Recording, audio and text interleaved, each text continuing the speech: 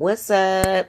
Good day, good people. Today is Friday, January 12th. I don't want to go there. I never said I wanted to go. But I'm going. So, today I would like to do a product review of my client Nadja sweet cream, honey. Oh, not only does it smell delightful, it's soft, creamy. It got cocoa butter, shea butter. It's a daily moisturizer. Let me show you in case you're one of those type of texture, kinesthetic, intellectual. What am I put it on? Let me put it on. I'm going to put it on this lock. Let me put it on the struggle lock over here. The one I combined. See? See how I got more than one on it? I'll put it on there. Just blends right in. No buildup. She also makes an oil, flower balm oil, which is fire. It got ling oil in it. And a great combination. And she makes Dirty Curl, which has the benzoatine and bentonite clay that the Egyptians used to clean her hair. And she also has a Naughty Nectar. She has a Naughty Nectar product. So she has 4 products. She's working on the detangler. And I would read y'all the ingredients, but you can go to curlcollection.com and check it out. All natural. She makes them herself. We used to go to the natural hair shows together, and we will be going to more. What's up, Talia Wajid? Nadja is on the scene with her curl collection. What's up? Good girl, good girl. Okay, so this is the Irish setter I was telling y'all about. That's my nephew, Genova. That's Brandy, the Irish setter. And remember I was telling y'all about Shug, the black lab? Oh, that's Shug. Hey, Shug. Oh, so that's my nephew, too. And this is the same nephew at the Million Man March in 1996. Yeah, I took the new Mustang all the way up there. The only car I ever had. Because why? Because that's what my dad had. I used to want a Buick because my mom had a Buick. And my dad recorded me on a cassette recorder. And he used to let me hear my voice back. And then one time he let me make an orange cake all by myself. I had to be like 6. And it was so fun. Because when you mixed up the cake mix and then mix it all the way, so when we poured it into the thing, it was still like powder at the bottom. Oh, it's cracking up. It used to make me comic strips. So anyway, that, did I show y'all this one? When Genova was born? Oh, I used to run home.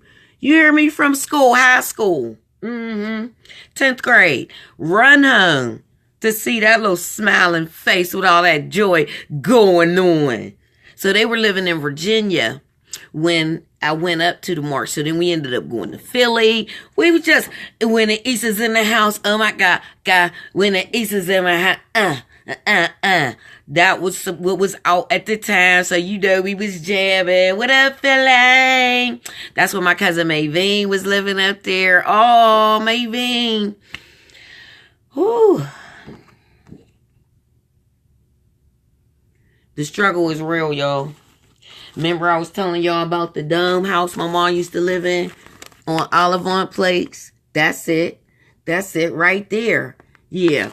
On the Real Estate Now, Pittsburgh Post-Gazette. This was January 17th, 2010. My mom passed away February 27th, 2010. So much love to the dome and all else and all others that I was blessed with for the amount of time that I was blessed with. Because you guys, a year later, my girl Janelle, and she was young. She was a baby. She was like 33 or something. And she passed away in April 2011. And her daughters was like 8 and 11. You talk about some perspective. Because wait, let's be clear. It didn't stop my pain. It just gave me a perspective. Like, look, I had my mom for all that long time. And these is babies and lost their mom. So, guess what? Jazz, Janae, them is my boos. The love is there. And sometimes it does take things like that, even though it did take me a whole 7-year cycle. Yes, yes, I don't even remember what happened in 2011 at all. Whole year. I know one of the things I did, I wrote my mortgage check to the State Farm Insurance, and then had to get it. It was just, then I had bought when I went to Pittsburgh, I bought a ticket from Atlanta to Pittsburgh, and I was already in Pittsburgh thinking the ticket was from Pittsburgh to Atlanta. Went all the way to my cousin Cliff told me to the airport.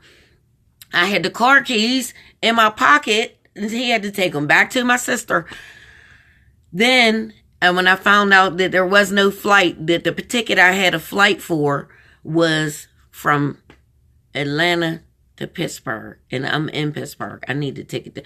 The lady at the counter, bless her heart, she helped me. Then my friend Nikki Harris, she came and got me from the airport. Then listen, it was nothing but love. Then she came back and got me. I had lots of love and support. I'm going to start naming people. I'm going to leave people out.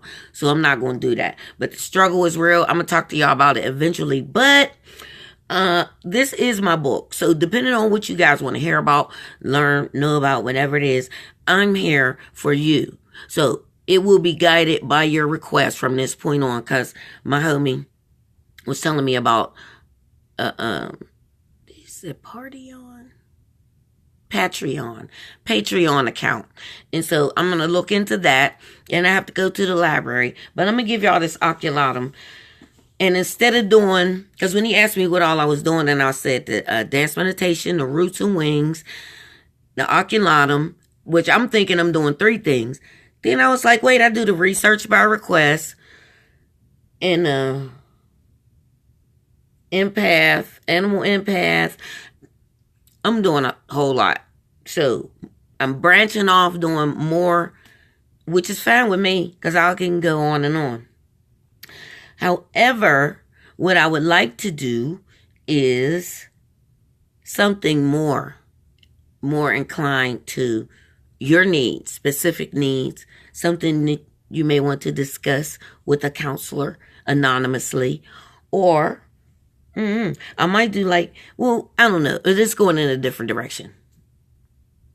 So if you don't hear as much from me, then you'll know why. And I may, instead of doing more than 3, because I like to keep it at 3, because 3 is a good number for me.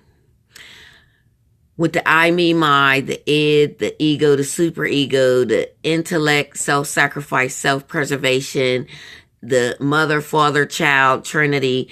The 3s is what I'm going to have to stay focused on, because I'm like ready to give y'all these ideas. I got to build teams. It's exciting. So I kind of got to stay focused. This is my attempt to stay focused. So I'll speak to who speaks to me. And if you don't hear from me, then you know there's a problem, because I want to come talk to y'all. Y'all are helping me tremendously, whether you know it or not. And I need to thank y'all, because y'all have really been very nice to me and respectful and considerate. And that goes a long way. For real though, that means a lot to me. So good looking out. Appreciate the love.